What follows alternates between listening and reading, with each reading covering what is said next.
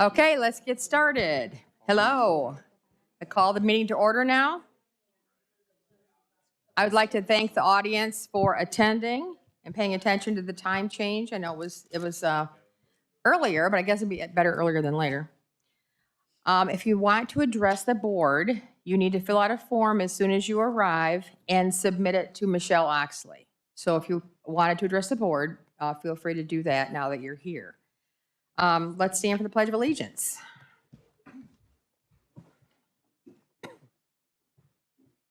I pledge allegiance to the flag of the United States of America and to the republic for which it stands, one nation, under God, indivisible, with liberty and justice for all.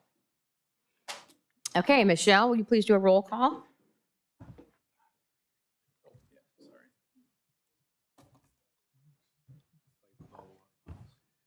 Ms. Hamilton? Present. Mrs. Brown? Mr. Dobies? Mrs. Mitchell? Here. Ms. Acton? Present. Ms. Hunt? Present. And Mrs. Fitzgerald? Here. Okay, now we have the approval of the agenda. Do I have a motion to approve the agenda? So moved. Thank you. Second? Lib?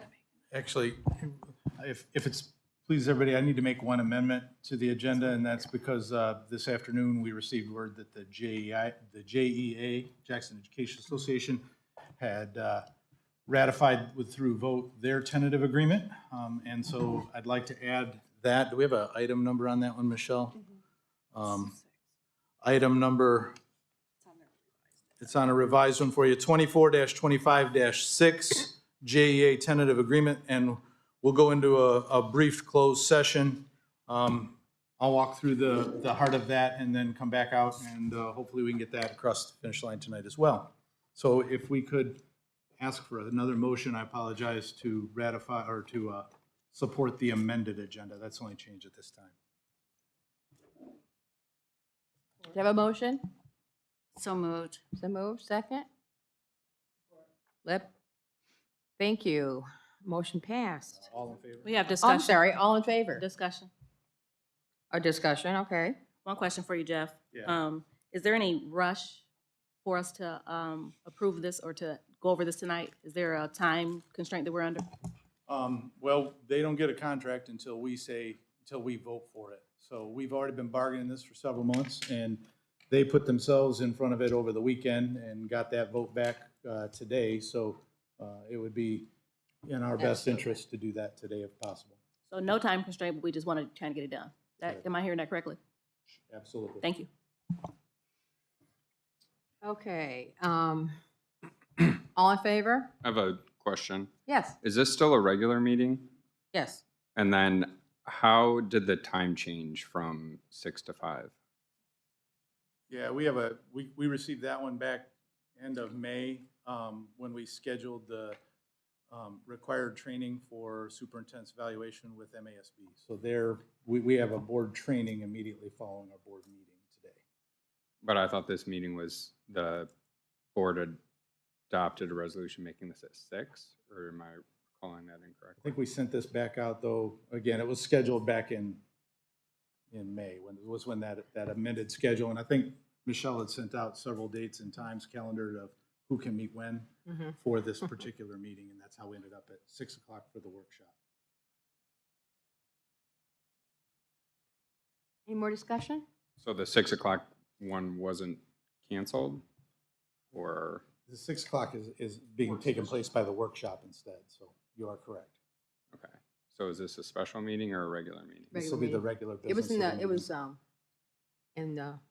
Where did I read it? I read it online It was somewhere. last month, too. It was on our agenda. It was at our agenda last month as well, so this has been out there. For 5 o'clock? Yeah. Was on our agenda. Okay.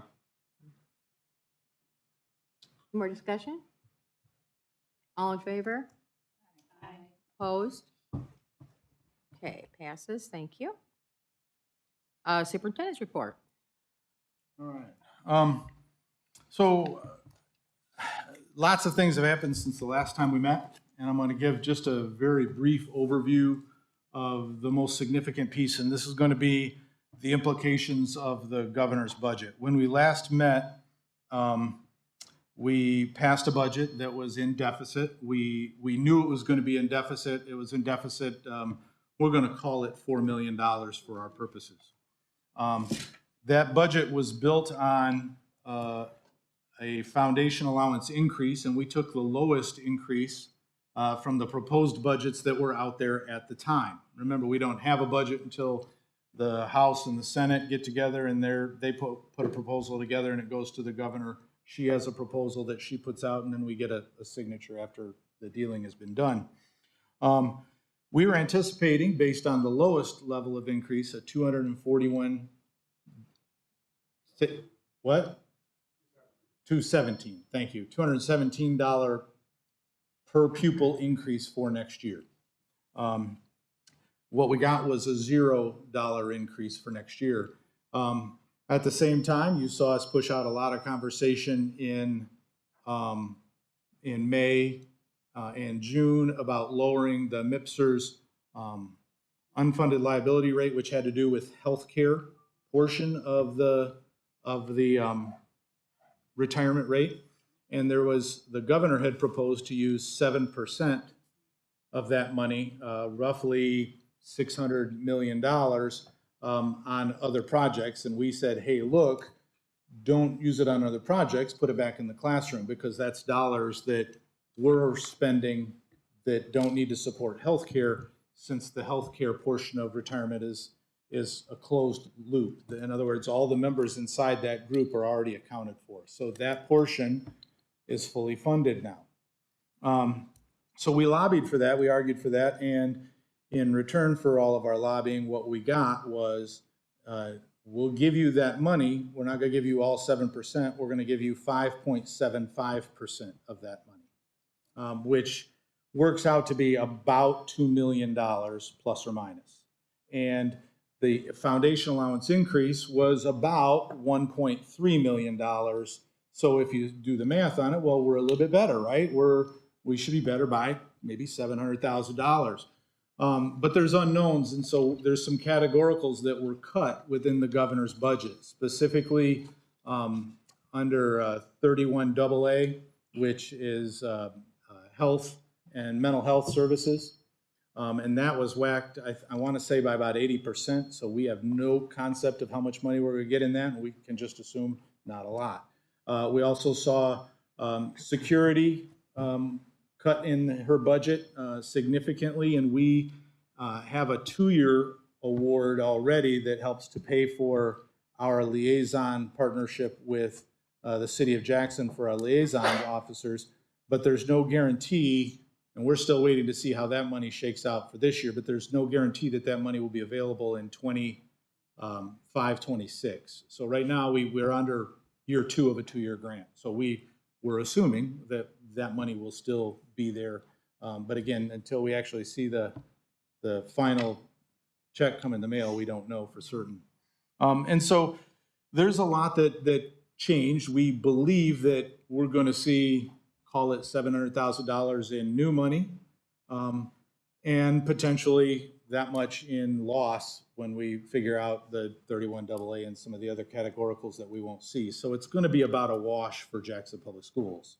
The hard part, though, and this is one of those pieces that everybody needs to understand when we talk about a foundation allowance increase, is when we look at our foundation allowance of $9,600 and we say, okay, next year we want to increase that by $214 or $241 or whatever the magic number is, then next year we could count on a foundation allowance of potentially $9,600 or $9,800 or more.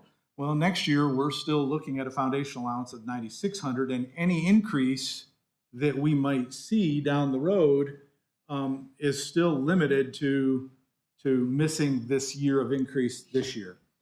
The reduction in MIPSR's rate, and this is significant because that reduction of 5.75%, while it's a nice, that's not, by the way, new money that we're going to receive, that's just simply money we don't have to pay in, okay? So it simply lowered our bills. In effect, keeping more money here in Jackson versus having to send it into the retirement fund.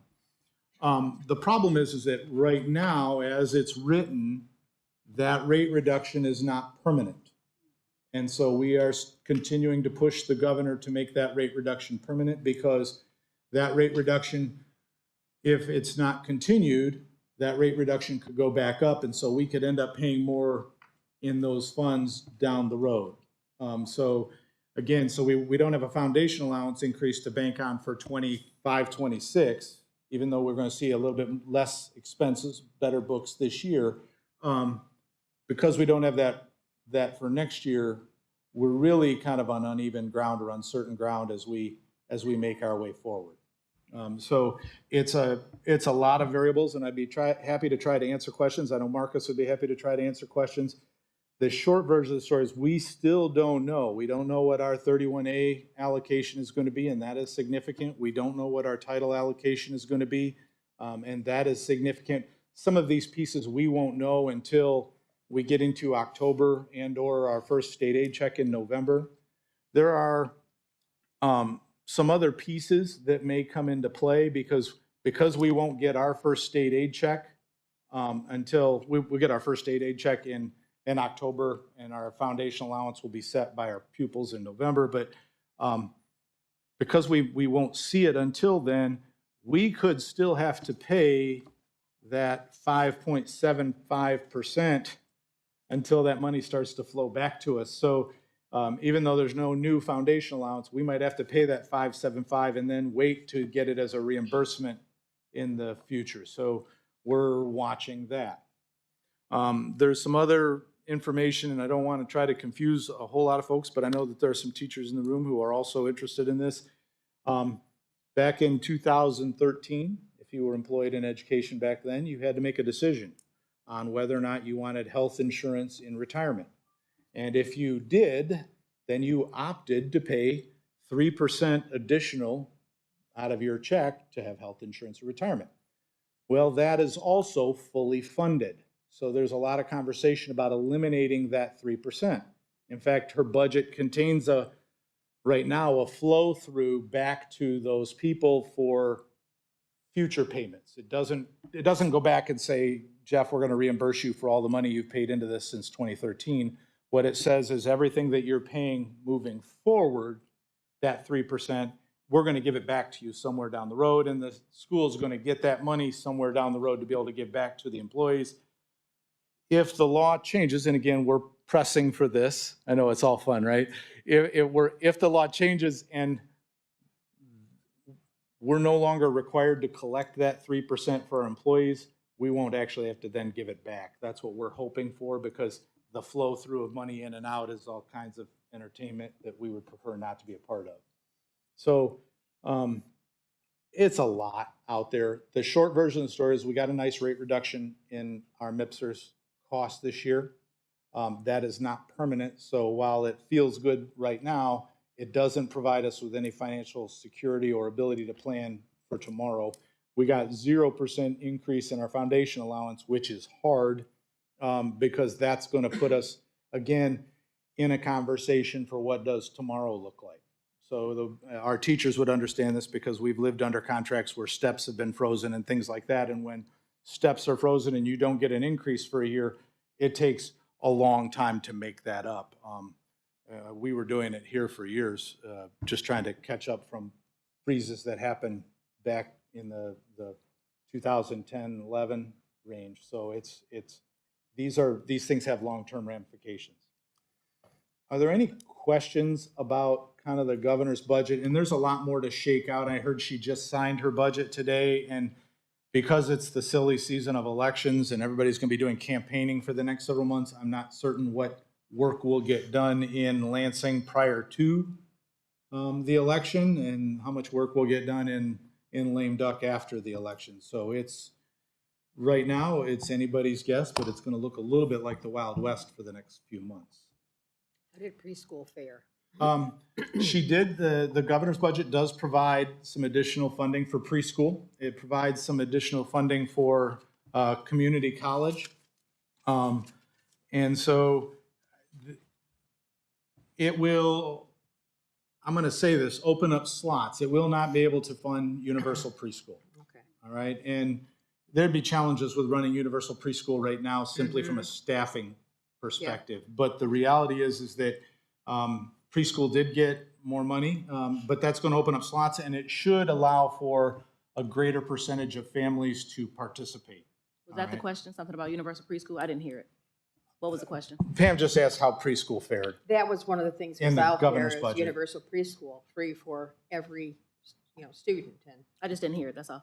that's what it Yeah, was. so there's more money in the preschool budget, a significant amount that should, again, increase the amount of children who are available to participate. I want to say it's up to 400%. The poverty level is the threshold now, but that's where that one sits. And then the community college one will shake out. And I haven't actually seen how that money is gonna flow. It's not the first time where we've seen money from the school aid fund flow into community colleges. In fact, it's happened for a decade or more. The challenge is that what they've done is they've shifted money, that general fund money that would normally go into school aid fund to support this, and they've said, hey, look, we don't have to shift those general fund dollars into the school aid fund because we're going to fund it by not giving a foundation allowance increase. Does that make sense? Yeah, she also in that budget, cut some college things. She raised something from 4,000 to 5,500 and then took away a $7,500 grant that kids got to go to that college. Yeah, So they're in the hole, $1,500, all the kids. yeah, I think that's that opportunity grant, and I haven't walked through all of the college I implications. got it in my It's- car too, I it- didn't bring it in. But from K-12 standpoint, there's a lot to come as we watch through the budget for the coming months. The biggest thing for us, let's keep doing our business here. We will be and intend to be better than budget again this year. We're going to be in a deficit mode this year, but the reality is we'll be better than what we adopted in June, and we'll just continue to churn away at that. We have an operating millage on the ballot in August. That is vital to us because that does not impact any resident in their home. This is non-homestead properties. This is on businesses and second homes. And it is the 18 mills that we are required to levy in order to receive the full foundation allowance. If we don't pass this, JPS will not get the full foundation allowance because the state counts on us receiving all 18 mills. And if we receive less than the 18 mills, the state does not make up the difference. The state still sends us its portion and says, you guys need to take care of your own local community. So it is vital that we pass that millage, operating millage in August. That is, again, nothing new. We're already collecting 18 mills, so it's exactly the same thing that we're collecting yesterday that we need to collect again tomorrow. And it's not off residential And property it at does all. not touch Okay. residential property. And then the other piece, big for us, is student count. Continue to speak positively about Jackson Public Schools, continue to cheerlead our schools, continue to support and try to encourage folks to enroll and stay within Jackson Public Schools because the best stability we can have is to continue to grow or maintain our numbers. And that's the direction that we're going to continue to march while we allow some of this budget to shake loose. And that's more than. Questions? Yes, Ms. Hamilton. So, and you might have said this, but I need to ask it because I need to hear it, in a way that I can understand it. The MIPSers 5.75, I think I'm hearing you saying that that's mostly related to health. It's all And- related to Okay, to so next healthcare. question for you with that is that it sounds like you also said that currently we are fully funded through health through this year All right. with this, or? No, so Okay. this is the insurance, this is the insurance piece of MIPSers.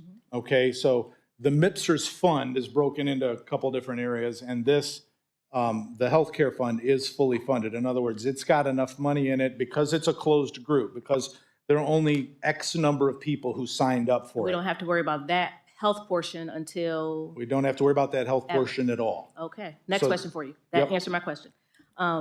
The money, as far as like the teachers had paid in, you said something about the 2013, they paid it in, and at one time they got to opt in or opt out, and therefore they would have gotten some money back or not. We're not concerned about that at this time? So it really doesn't have anything to do with us in that That's not our money, it's money that the teachers are paying, so I pay. So every paycheck, 3% goes straight into that, right? And so I can have health care in retirement. Theoretically, that's going to stop at some point. Now, every time I make a payment, so when I get my paycheck, I cut another 3%. Somewhere down the road, I'm going to get reimbursed for the 3% that I paid in after the law went into effect. Okay, wait a minute. When the law go into effect? Was that the 2013 law or no? No.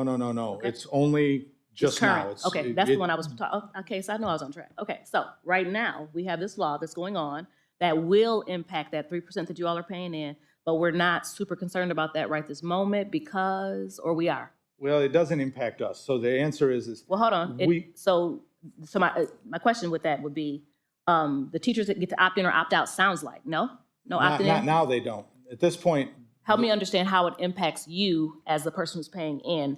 That, and it doesn't impact the board, that makes sense, but how does it impact you? Because the way it impacts you might also impact the teachers, is that correct? It's exactly the same. I Okay, mean, the so how does exact it same impact thing. you? So I'm paying my 3% towards retirement health care today. And every dollar I pay from, call it July 1 forward, towards that 3%, I'm going to get back at some point. So, but because of the law. Okay, that's All what I right. thought. So there's no opt-in or opt-out of that. And the school doesn't really have any say in So we that. They're have just to give it gonna. back, period. What's that? We do have to give it back. If Oh, 100%. Okay, that was my main thing. I But wanted we to know. don't keep it. We're going to wait until the state sends us the money to give it back to them. Okay. So it's But not teachers ours will to. get it. Yeah. Okay, I didn't know if we had some latitude in what we can do, and I wanted to make sure the teachers were going to get it. or No, whatever. I everybody just kinda gets wanted to it. know that Everybody process. gets it once that process has been identified.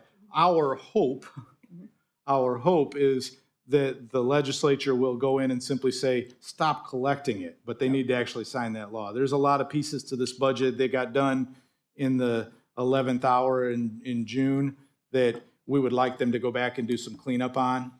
And if they do, we would like them to say, stop collecting it, because if they would just stop collecting the 3% out of our You wouldn't worry about paycheck, paying it back.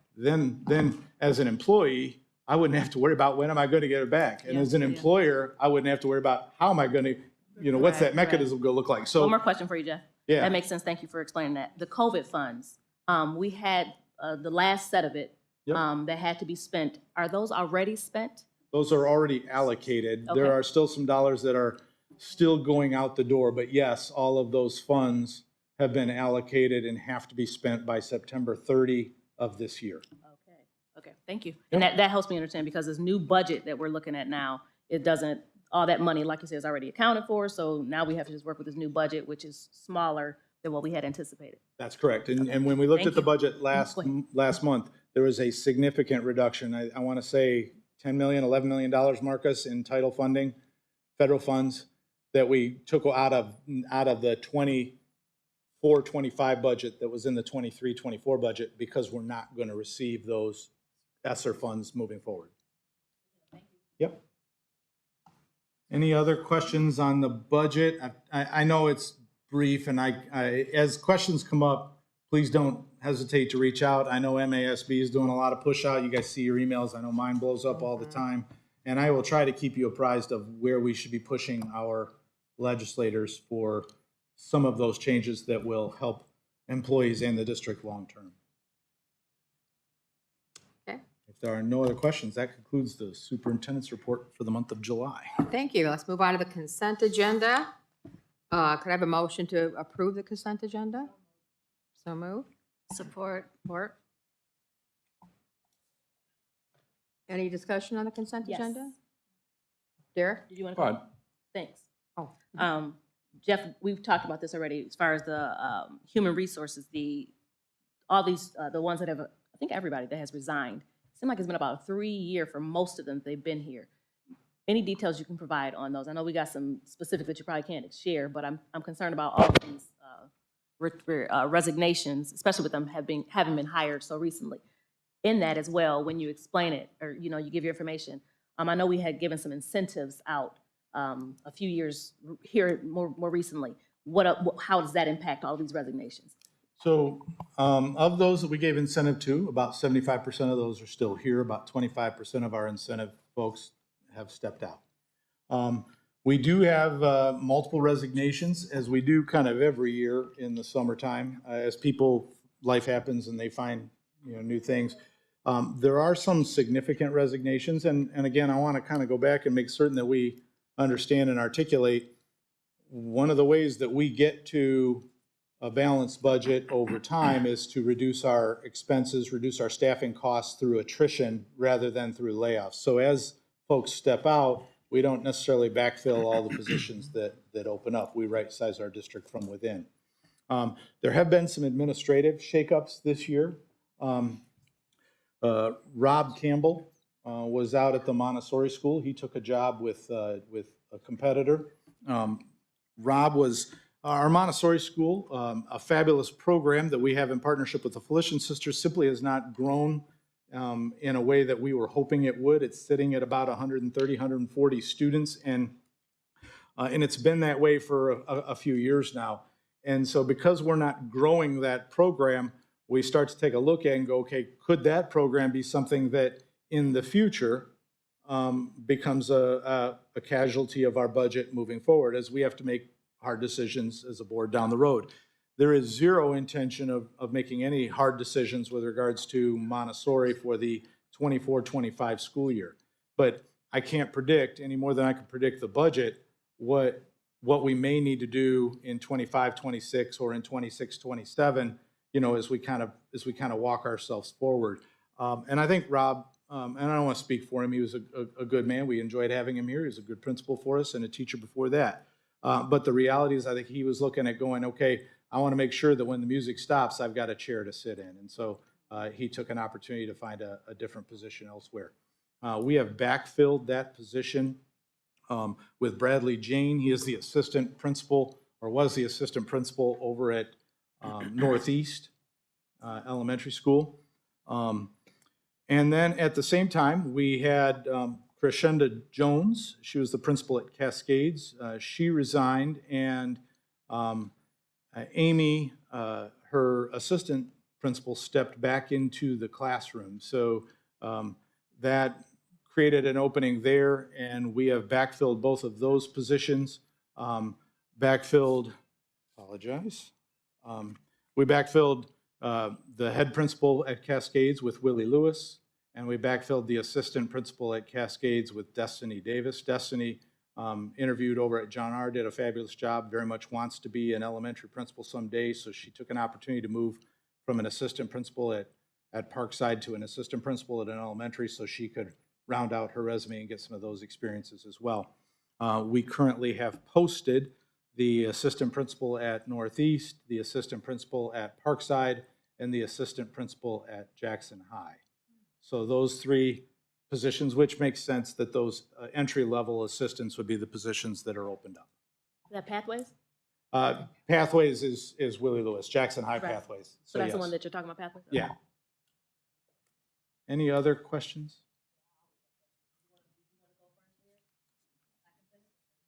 I always have questions. All right, so the Montessori school, thank you for explaining the exit interviews too. So that's another question. I want to know when we're getting them. And I want to know, tonight, as far as like, what the thing is. But before you answer that though, the Montessori school, this sounds like is the operating budget over there higher because it's a Montessori school? Is that why? Oh, so why would we do away with it potentially? I mean, I know that this is a, very early conversation, but potentially why would that? The broader conversation is do you have enough students in any given classroom to be able to run a classroom?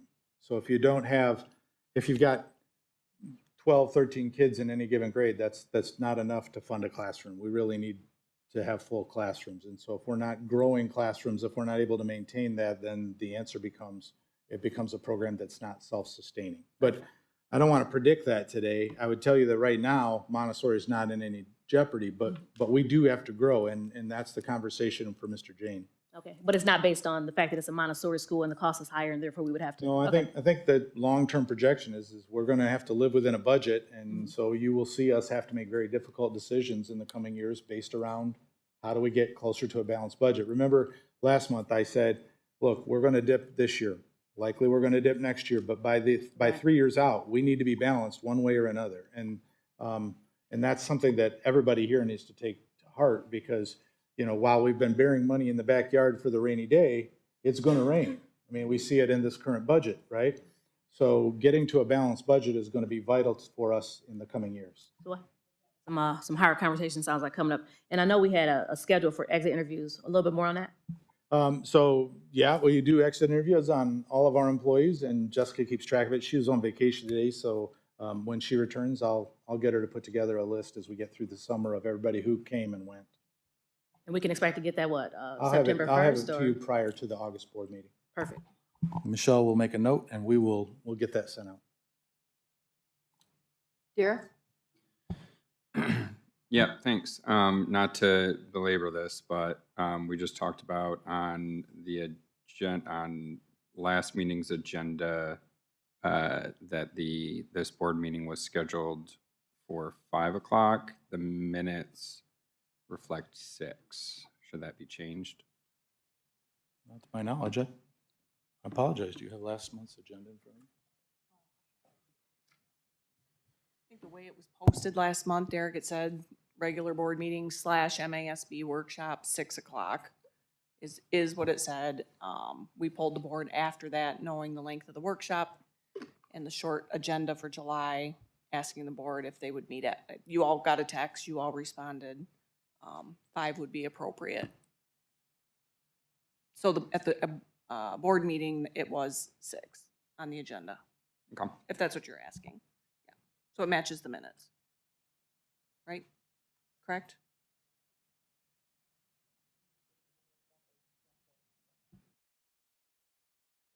But I thought this had been out there since May, so.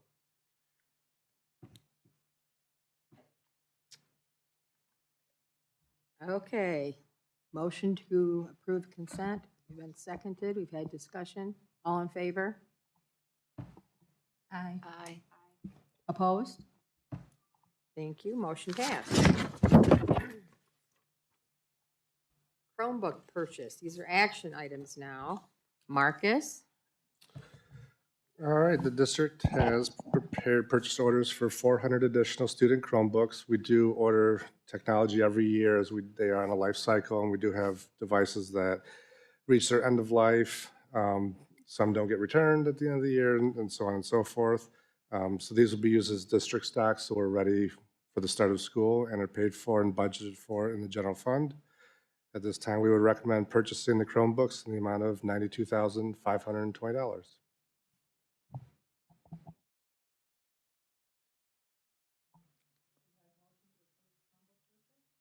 Some support. Support. Marcus, what do we do with the old ones? We've done a few things. We've looked at different ways to recycle them, wipe them, and try to recycle them to recover a few dollars here and there per, just like we would do with other equipment, buses and things of that nature. We're able to put them up on auction sites where you don't see a lot, but we are able to recover a few dollars for them. Marcus, mostly this is going to replace lost, damage, break fix, and then. And then end-of-life devices So as well. it's- It's a combination of everything. Yeah, but we have there's a room full of recyclable Correct. material because you can't just landfill this stuff. It's very much recycled intentionally.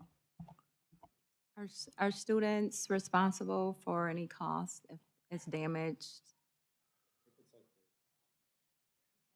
We do have a policy where we do try to have families have some accountability.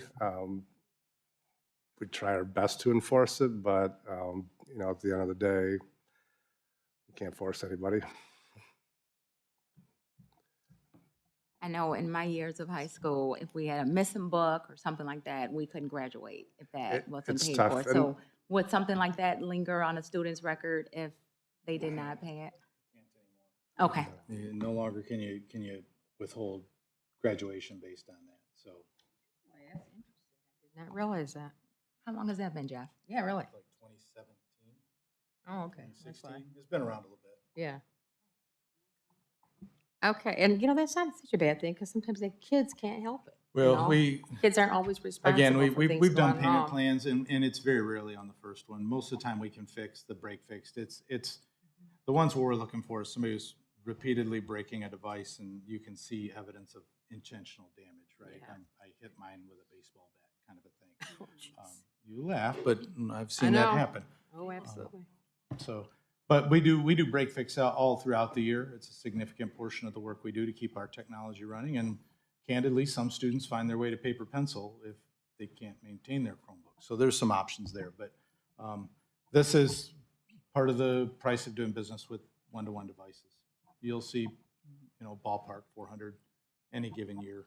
And we have about 7,000 Chromebooks plus or minus. So it's, not an insignificant number, but it's about 6% of our overall Chromebook population. Okay, thank you. I apologize. I thought I saw a couple other mics come on. I'll make sure. Okay. Okay, at this point, let's go ahead and vote. All those in favor of the Chromebook purchase, please say aye. Aye. Opposed? Motion carries. Thank you. Marcus, cabinet replacement at Parkside. All right, so a couple of weeks ago, we had a little bit of rain here in Jackson, and if you weren't aware, we had a pretty good size flood at Parkside.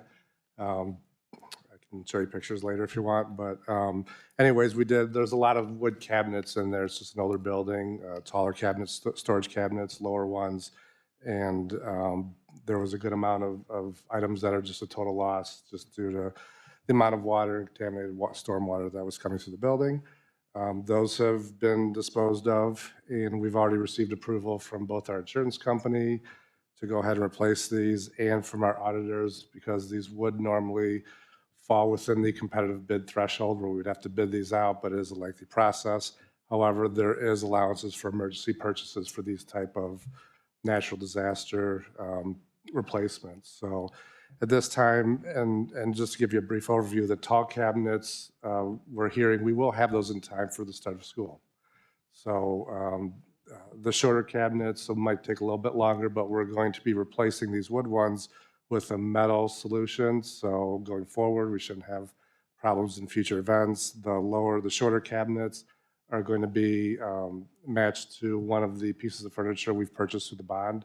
So it'll look the same and match the rest of the building. So we've combined this into one agenda item. So at the end of the day, we are looking for the board approval for $72,615.43 to replace, I'll call it about 60-ish cabinets in total. Okay, how about a motion to approve? So moved. Support? Any discussion on the cabinets? I do have some questions. So Marcus, I want to see the pictures because there was a flood over there. With it being a flood, I'm assuming because, at this time, Parkside has been there for like 100 years. There's obviously nothing we can do to keep us from flooding like that. It was like a swimming pool over there. It was amazing. I mean, in a real dramatic, sad kind of way. What can we do? Is there anything we can do? Water will come in at times and we take care of it. This is one of those 1 in 100-year storms. During the storm, we had, and prior to the storm, we had our crews out there checking all the drains and stuff, making sure they weren't clogged in preparation for the storm. And this is just a matter of the city storm system just not being able to keep up with the amount of water as fast as it was coming in. The drains were swirling the whole time it was raining. It was just that much. Thank you. That was amazing. And I do want to see the pictures. Okay, let's go ahead and vote. All in favor of the cabinet replacement cost at Parkside, say aye. Aye. Opposed, the same? Motion carries. Thank you. Do we have any citizens requesting to? Okay, we have no citizens requesting to address the board. So at this point, we'll be going into closed session. I need a motion to go into closed session. So moved. So move, support. Okay, all in favor? Aye. Opposed? Aye. Okay, good. We'll go back to the esports room and I'll give an overview. And come Okay, back up. all righty. We'll be hopefully not terribly long. We'll be back.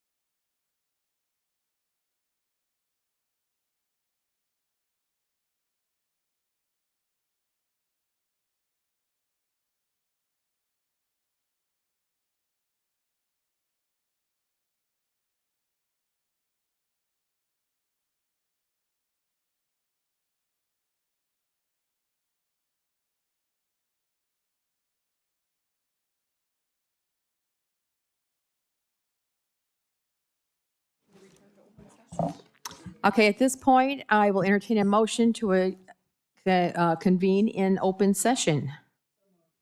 Second? Support. Support? All in favor? Aye. Opposed? Okay, motion passes. Thank you. I will now entertain a motion to accept or to approve or to agree with, how am I going to say it? The JEA tentative agreement. So moved. Second, Support. discussion? Okay, all in favor? Aye. Aye. Aye. Opposed, the same? Okay, motion passes. JEA tentative Thank agreement. you very much. You guys, I am so excited. You know, I've been in this district since I was like, birth. And I've seen so many of these contract things go on. My first year as a fledgling teacher was the year that we had the strike. So we didn't go to school. Yeah, okay, so I've been through all those things. So when I was listening to Jeff explain the process and how it went, and I saw the stuff, I thought, wow, this is cool. First of all, I'd have loved to have this contract when I was a teacher. That's first of all. And second, I'm just thrilled that Mr. Money Management has handled our district in such a way that you can have a really nice contract. But I appreciate all the work you went in. Boy, I understand that completely. That's great. Thank you And very again, much. I would echo that. I want to make certain that I thank publicly the entire JEA bargaining team. This was a collaborative process. I think it went back and forth for several months, and I think all of it very professional. And I hope you know how much I appreciate the work with you and the work you put into this contract. And I know the board appreciates what you do for our students and for all of JPS.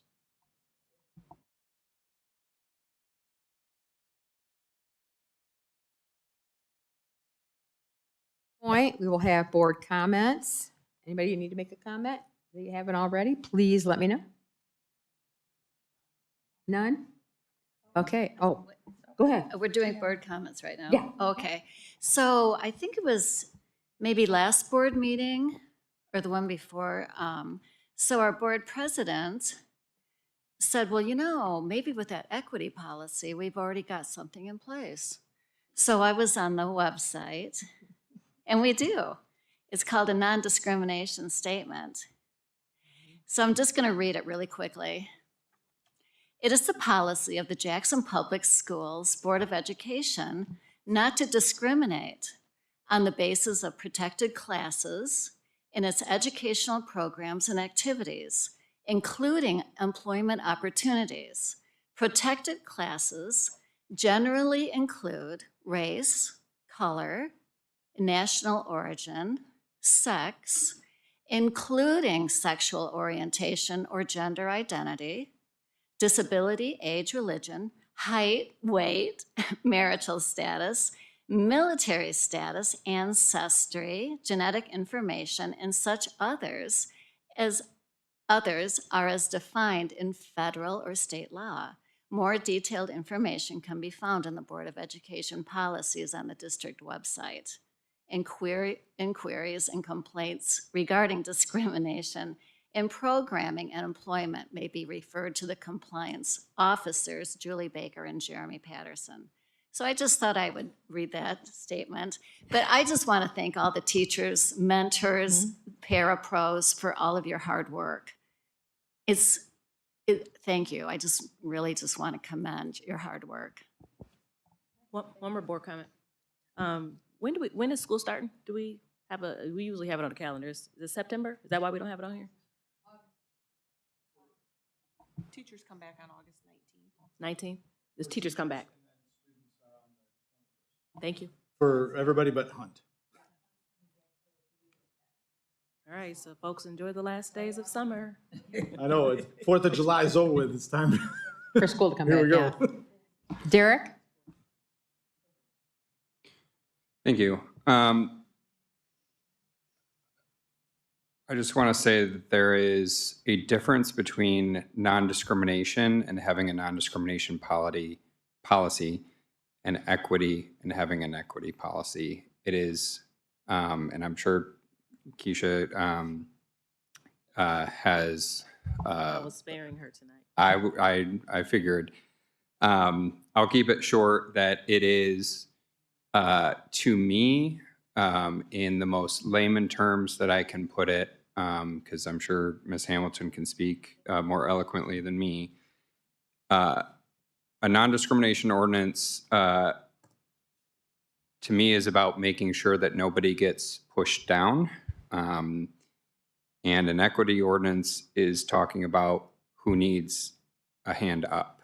And that's the difference, making sure that everyone is treated fairly. But an equity policy is an important thing for us to consider when we're talking about the investment of resources and making sure that those are going to those that need a hand up. So looking forward to continuing to have conversation around that policy at a future meeting.